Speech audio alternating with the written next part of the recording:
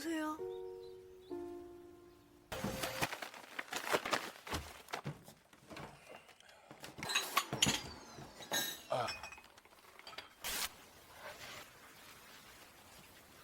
고개 좀 들어. 친구 집 있어요. 따라와 봐라.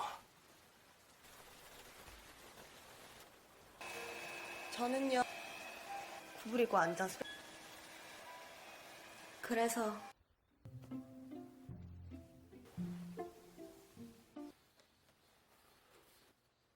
셋이요.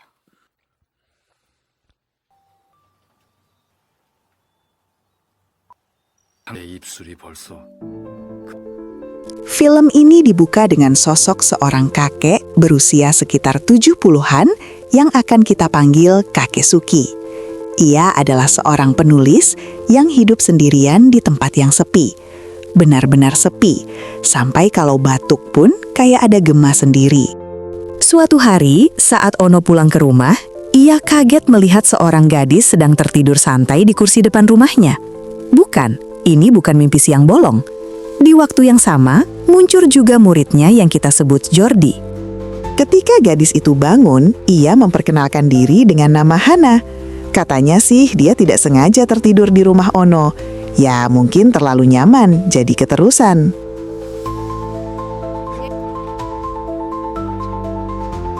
Cerita kemudian beralih ke momen saat Ono sedang makan bersama Jordi. Di sini, Jordi bilang kalau ia pernah bertemu Hana sebelumnya. Waktu itu, Hana datang mencari pekerjaan paruh waktu. Mendengar hal tersebut, Ono langsung kepikiran. Kenapa nggak sekalian kerja di rumahku aja? Lumayan, rumah rapi, hati pun ya siapa tahu ikut rapi. 자네만의 글을 써. 아니라니? 뭐라고? 집중도 하고 싶고 태웠는데요. 고등학생이지. 지가 집안일도 Keesokan harinya, Hana mulai bekerja di rumah Ono. Ia membersihkan dan merapikan rumah yang sebelumnya mungkin lebih mirip museum barang lama. Setelah selesai, Hana pun pulang seperti biasa. Namun malam harinya, Hana kembali lagi ke rumah Ono. Kali ini dalam kondisi basah kuyup, seperti habis ikut lomba lari di tengah hujan. Ia meminta izin untuk menginap karena sedang punya masalah dengan orang tuanya. Tanpa banyak tanya, Ono langsung mengizinkannya tinggal malam itu. Ya, mungkin karena kasihan, atau memang rumahnya terlalu sepi. 저 기억 500번 맞죠? 푸세요.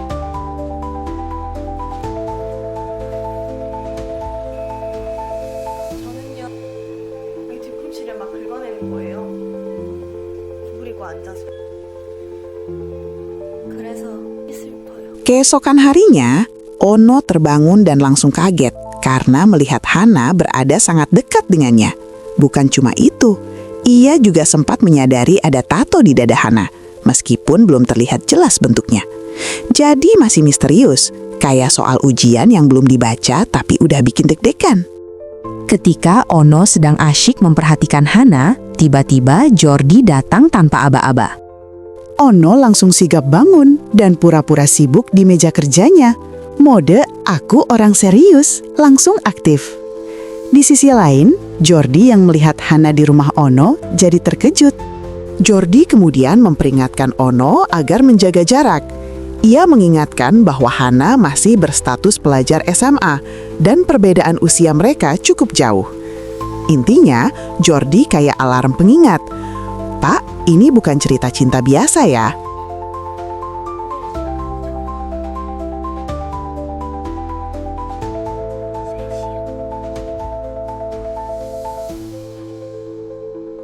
Keesokan harinya, Hana malah mengajak Ono untuk membuat tato di dadanya.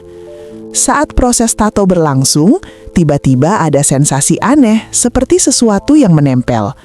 Entah apa itu, tapi jelas bikin suasana jadi cangkung campur bingung. Di tengah situasi itu, Ono justru merasa nyaman dan mulai berhayal. Ia membayangkan dirinya kembali muda dan hidup sederhana bersama Hana. Bahkan sampai berimajinasi menanam padi bareng. Ya, imajinasinya cukup jauh, dari ruang tamu langsung ke sawah. 내 입술이 벌써 Setelah selesai membuat tato, Ono kembali ke rutinitasnya sebagai penulis. Ia mulai menulis cerita yang terinspirasi dari dirinya dan Hana. Sementara itu, cerita berpindah ke Jordi yang terlihat kebingungan karena belum menemukan ide untuk bukunya. Karena buntu, Jordi akhirnya menghubungi Hana dan memintanya datang ke rumah. Sepertinya, kali ini Hana jadi sumber inspirasi berjalan. Tinggal dipanggil, ide semoga ikut datang. Singkat cerita, Hana akhirnya sampai di rumah Jordi. Tapi, bukannya disambut hangat, Jordi malah langsung mode ceramah aktif. Ia marah-marah dan menyuruh Hana berhenti kerja paruh waktu, sekaligus menjauhi Ono. Hana pun membela diri. Ia bilang kalau dirinya tidak melakukan hal aneh apapun. Justru Ono sendiri yang memintanya datang dan bekerja di rumahnya. Jadi bukan dia yang nyelonong, tapi memang diundang.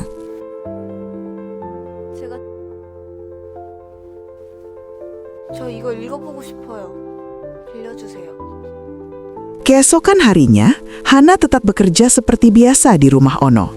Saat ia hendak memindahkan meja milik Ono, tiba-tiba Jordi datang lagi dan langsung melarang. Bahkan, Jordi mencoba menarik Hana. Akibatnya, meja kerja Ono jatuh dan semua isi lacinya berhamburan. Ya, situasi yang tadinya tenang langsung berubah jadi drama berantakan. Di tengah kekacauan itu, Jordi melihat isi laci tersebut. Ia menemukan tulisan yang baru saja dibuat Ono. Ternyata, itu adalah cerita tentang kisah cinta antara Ono dan Hana. Sebuah cerita yang selama ini hanya ada dalam imajinasi Ono. Malam harinya, Jordi membaca kembali tulisan itu dengan serius. Setelah selesai, ia merasa sangat tersentuh. Ceritanya begitu dalam, sampai mungkin bikin hati yang baca ikut adem tapi nyesek. Sementara itu, hubungan Ono dan Hana semakin dekat. Mereka sering menghabiskan waktu bersama, jalan bareng, makan bareng, pokoknya makin akrab. Seperti pasangan di drama, tinggal musik latar aja yang belum diputar. Suatu hari, saat Ono berada di rumah, datang seorang pria yang mencari Jordi. Pria itu memberitahu bahwa cerita karya Jordi sudah diterbitkan dan mulai laris di pasaran. Bahkan, judul bukunya adalah Hana. Mendengar itu, Ono langsung curiga. Ia segera memeriksa tempat penyimpanan tulisannya, dan ternyata naskah aslinya masih ada. Dengan perasaan tidak tenang, ia pergi ke toko buku untuk memastikan.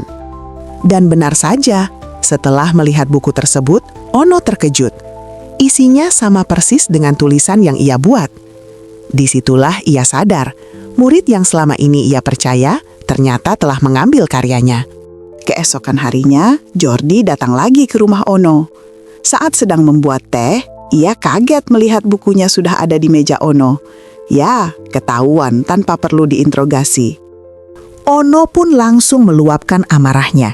Ia marah karena Jordi telah mencuri tulisannya dan menegaskan bahwa cerita itu dibuat untuk dirinya sendiri, bukan untuk dipublikasikan orang lain. Namun Jordi malah mencoba membela diri.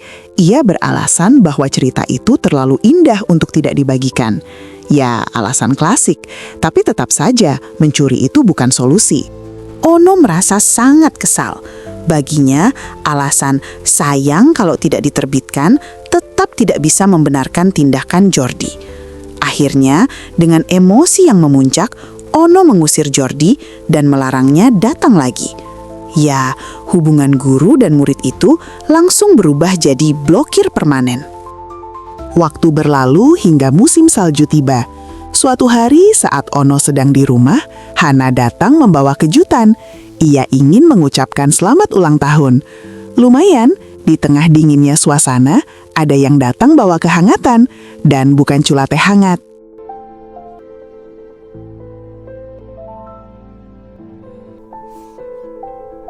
Malam harinya, mereka merayakan ulang tahun bersama. Tapi tiba-tiba, Jordi muncul. Ia datang hanya untuk mengucapkan selamat tahun kepada Ono, lalu berpamitan pergi. Kelihatannya canggung, kayak tamu yang datang tapi sadar suasananya kurang pas. Namun, tak lama setelah itu, Ono justru memanggil Jordi kembali dan mengajaknya bergabung. Akhirnya, mereka bertiga merayakan bersama, makan, bercanda, dan menikmati malam itu seperti tidak ada masalah sebelumnya. Ya, drama sejenak ditunda dulu. 언제부터 마시기 시작한 거예요? 부르지열 싸움 거의 같은 거죠. 뭐 물어봐도 설명해 주시는 게 훨씬 더 쉬워요. 하나 됐나 몰라요. 그쵸?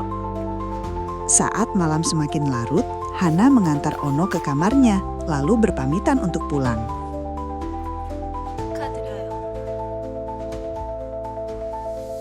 운이 좋으세요.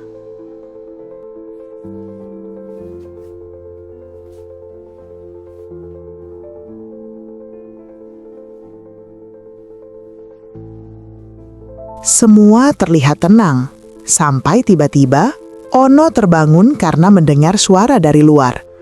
Karena penasaran, ia keluar dan mencari sumber suara tersebut.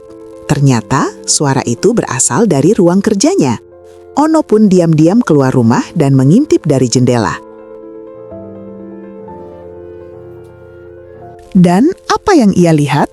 Jordi dan Hana sedang berada di sana, melakukan sesuatu yang mengingatkannya pada khayalannya sendiri, menanam padi bersama. Adegan yang dulu hanya ada di imajinasinya, kini seperti dipinjam oleh orang lain. Melihat itu, Ono hanya bisa terdiam dengan wajah sedih. Rasanya campur aduk antara kecewa, bingung, dan mungkin sedikit patah hati. Setelah itu, ia kembali ke mobilnya dan merenung sendirian. Di tengah malam yang dingin, ia sempat mencoba mengganti ban mobilnya. Tapi karena kelelahan, usahanya tidak selesai.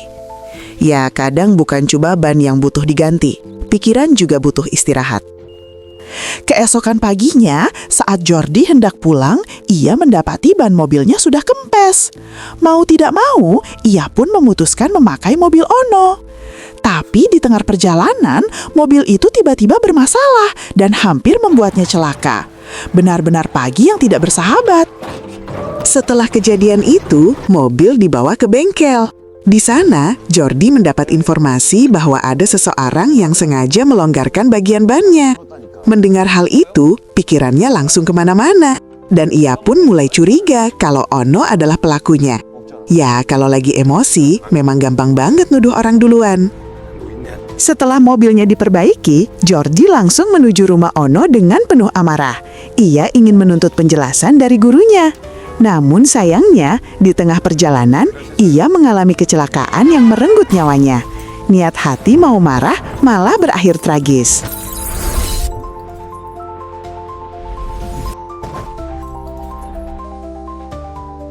Beberapa hari kemudian, Hana pergi ke sebuah toko buku dan menemukan buku yang diterbitkan oleh Jordi. Saat membacanya, ia sadar bahwa cerita itu ternyata mengisahkan dirinya dan Ono. Kisah yang selama ini hanya mereka alami, kini jadi konsumsi banyak orang. Setelah itu, Hana pergi ke rumah Ono. Ia mendapati rumah tersebut dalam keadaan berantakan, seperti tidak terurus. Saat masuk ke ruang kerja, ia menemukan Ono sedang terbaring. Hana mengatakan bahwa ia sudah mengetahui tentang buku yang diterbitkan Jordi. Lalu ia ikut berbaring di dekat Ono dan mulai menceritakan kembali bagaimana awal pertemuan mereka. Namun Ono hanya diam tanpa memberikan respons. Di momen itu, Hana mengucapkan terima kasih karena Ono telah menuliskan cerita tentang dirinya. Ia juga berpamitan, mengatakan bahwa ini adalah pertemuan terakhir mereka. Ono tetap terdiam, hanya air mata yang perlahan jatuh. Tanpa banyak kata, kisah mereka pun berakhir. Sunyi tapi penuh makna. Oke, sampai di sini dulu cerita kita kali ini. Sampai jumpa di cerita berikutnya. Semoga yang berikutnya nggak bikin hati ikutan remuk tipis-tipis.